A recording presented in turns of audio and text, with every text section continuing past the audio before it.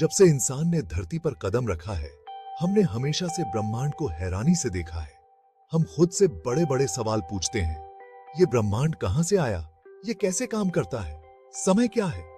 ये सवाल हमें ब्रह्मांड के रहस्यों को सुलझाने के लिए प्रेरित करते हैं। फिजिक्स अपने सबसे शुद्ध रूप में इन मूलभूत सवालों का जवाब ढूंढने की कोशिश करता है। और शायद सबसे गहरे सवाल बहुत बड़े और बहुत छोटे के मिलन बिंदु पर होते हैं। यहीं पर हम क्वांटम ग्रेविटी की रहस्यमय दुनिया से रूबरू होते हैं। ये एक ऐसा क्षेत्र है जहां भौतिकी के परिचित नियम टूट जाते हैं, जहां ग्रेविटी और क्वांटम मैकेनिक्स आपस में टकराते हैं। ये ऐसे इस अजीब और रोमांचक दुनिया की यात्रा है। चलिए शुरू करते हैं। क्वांटम ग्रेविटी की चुनौती को समझने के लिए हमें पहले मॉडर्न फिजिक्स के दो पिलर्स को समझना होगा। एक तरफ हमारे पास आइंस्टाइन की जनरल रिलेटिविटी है। यह थ्योरी ब्रह्मांड को सबसे बड़े पैमाने पर समझाती है। यह ग्रेविटी के बल को स्पेस टाइम के कर्वेचर के रूप में वर्णित करती है, जो मैसिव ऑब्जेक्ट्स के कारण होता है। एक ट्रैम्पोलिन पर रखी बोलिंग बॉल के बारे में सोचो। गेंद एक डिप बनाती है, फैब्रिक को मोड़ती है। इसी तरह ग्रह और तारे स्पेस टाइम के फैब्रिक को वॉर्प करते हैं। यही वॉर्पिंग हम ग्रेविटी के रूप में एक्सपीरियंस करते हैं। दूसरी ओर हमारे पास क्वांटम मैकेनिक्स है। यह थ्योरी ब्रह्मांड को सबसे छोटे पैमाने पर नियंत्रित करता है, परमाणुओं और सब एटॉमिक पार्टिकल्स के दायरे में। क्वांटम मैकेनिक्स फजीनेस और अनिश्चितता की दुनिया को उजागर करता है, जहां कण एक साथ कई स्टेट्स में हो सकते हैं। यह जनरल रिलेटिविटी के स्मूथ डिटर्मिनिस्टिक यूनिवर्स से बहुत अलग है। समस्या यह है कि ये दो पिलर्स, जनरल रिलेटिविटी और क्वांटम मैकेनिक्स, एक दूसरे के साथ कंपैटिबल नहीं लगते हैं। दोनों अपनी अपनी जगह पर बहुत अच्छे से काम करते हैं, लेकिन जब हम उन्हें एक साथ अप्लाई करने की कोशिश करते हैं, उदाहरण के लिए ब्लैक होल के सेंटर में या बिग बैंग के समय, इक्वेशंस ब्रेक डाउन हो जाते हैं। यही क्वांटम ग्रेविटी का क्राइसिस है। हमें एक नई थ्योरी की जरूरत है, क्वांटम ग्रेविटी की एक थ्योरी जो इस गैप को ब्रिज कर सके। ऐसी थ्योरी हमें ब्रह्मांड और इसकी ओरिजिन्स की गहरी समझ प्रदान करेगी। चौकोर ब्लॉक्स को कोल होल्स में फिट करने की कोशिश करने की कल्पना करो। यह ग्रेविटी के स्मूथ कर्वेचर को क्वांटम वर्ल्ड में एनर्जी के डिस्क्रीट क्वांटाइज्ड नेचर के साथ मिलाने की चुनौती के समान है। क्वांटम ग्रेविटी के सबसे प्रोफाउंड पहलुओं में से एक है समय की हमारी समझ पर इसका इम्प्लीकेशन। आइंस्टाइन की रिलेटिविटी ने हमें दिखाया कि समय एब्सोल्यूट नहीं है। यह ऑब्जर्वर के फ्रेम ऑफ रेफरेंस के सापेक्ष है और ग्रेविटी द्वारा वॉर्प्ड किया जा सकता है। लेकिन क्वांटम यूनिवर्स में समय क्या है? क्वांटम ग्रेविटी के कुछ थ्योरीज का सुझाव है कि समय स्पेस की तरह क्वांटाइज्ड हो सकता है, जिसका अर्थ है कि यह डिस्क्रीट पैकेट्स में मौजूद है, जैसे किसी मूवी के फ्रेम्स। एक फिल्म रील की कल्पना करो। हम समय को छवियों के स्मूथ फ्लो के रूप में एक्सपीरियंस करते हैं, लेकिन इसके मूल में यह स्टिल फ्रेम्स की एक श्रृंखला है। क्या समय का हमारा एक्सपीरियंस भी ऐसा ही हो सकता है? डिस्क्रीट मोमेंट्स की नींव पर बने कंटिन्यूटी का भ्रम। Section 5, loops of gravity. Quantum gravity के थ्योरी के लिए लीडिंग कैंडिडेट्स में से एक लूप क्वांटम ग्रेविटी है।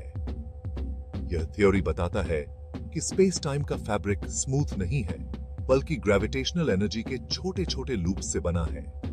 ये लूप्स, जो अब तक देखे गए सबसे छोटे कणों से भी छोटे हैं, स्पेस और टाइम के फंडामेंटल बिल्डिंग ब्लॉक्स प्रदान करेंगे। लूप क्वांटम ग्रेविटी में इन्फिनिटली स्मॉल पॉइंट जैसी कोई चीज नहीं होती है। प्लैंक स्केल पर सब कुछ दानेदार होता है। कपड़े के एक टुकड़े के बारे में सोचो। दूर से यह स्मूथ और कंटिन्यूअस दिखाई देता है, लेकिन करीब से देखने पर हम देखते हैं कि यह अलग अलग थ्रेड से बुना गया है। Loop quantum gravity space time के लिए भी ऐसी ही संरचना का प्रस्ताव रखता है। Section 6, strings of energy. एक और प्रॉमिसिंग अप्रोच स्ट्रिंग थ्योरी है। स्ट्रिंग थ्योरी का मानना है कि ब्रह्मांड के fundamental constituents point like particles नहीं, बल्कि एनर्जी के छोटे छोटे वाइब्रेटिंग स्ट्रिंग्स हैं। जिस तरह वायलिन के तार के अलग अलग वाइब्रेशंस अलग अलग म्यूजिकल नोट्स उत्पन्न करते हैं, उसी तरह इन फंडामेंटल स्ट्रिंग्स के अलग अलग वाइब्रेशंस अलग अलग पार्टिकल्स और फोर्सेस को जन्म देते हैं, जिन्हें हम ऑब्जर्व करते हैं। स्ट्रिंग थ्योरी के लिए एक्स्ट्रा स्पेशल डायमेंशंस की आवश्यकता होती है, जो कर्ल्ड अप होते हैं और हमारी परसेप्शन से छिपे होते हैं। ये एक्स्ट्रा डायमेंशंस थ्योरी की मैथमेटिकल कंसिस्टेंसी के लिए महत्वपूर्ण है।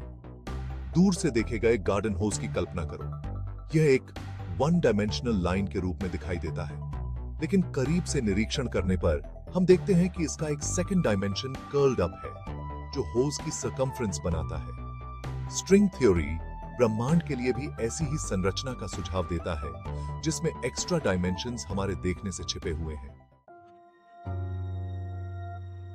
Section 7, triangles of causation. Causal dynamical triangulation के रूप में जाना जाने वाला एक तीसरा दृष्टिकोण एक अलग रास्ता अपनाता है। लूप्स या स्ट्रिंग्स जैसी फंडामेंटल ऑब्जेक्ट्स से शुरू करने के बजाय यह इवेंट्स के बीच कॉजल रिलेशनशिप्स पर ध्यान केंद्रित करता है। इस थ्योरी में स्पेस टाइम को छोटे इंटरकनेक्टेड ट्रायंगुलर बिल्डिंग ब्लॉक्स से बनाया गया है।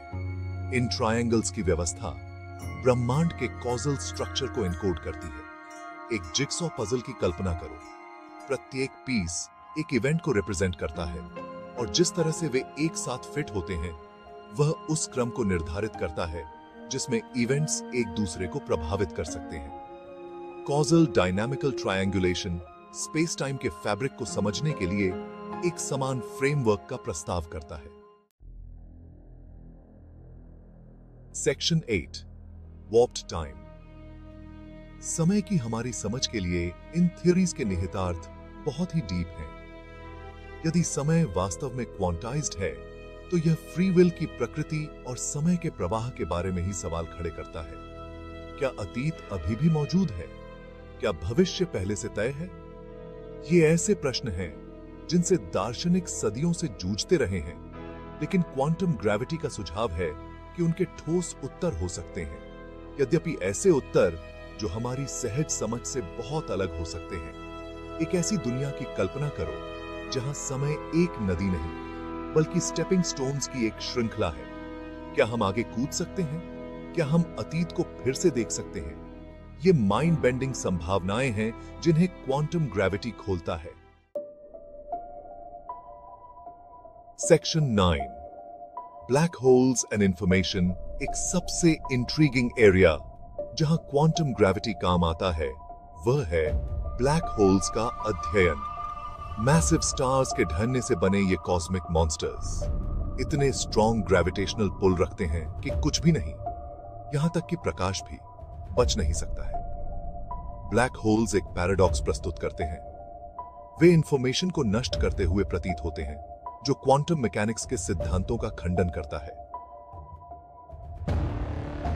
इसे ब्लैक होल इंफॉर्मेशन पैराडॉक्स के रूप में जाना जाता है।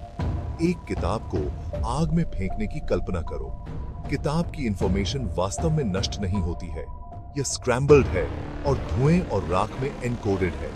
क्वांटम मैकेनिक्स का सुझाव है कि ब्लैक होल्स के लिए भी ऐसा ही सिद्धांत लागू होना चाहिए, लेकिन यह कैसे काम करता है, यह एक रहस्य बना हुआ है। Section 10, A new universe awaits।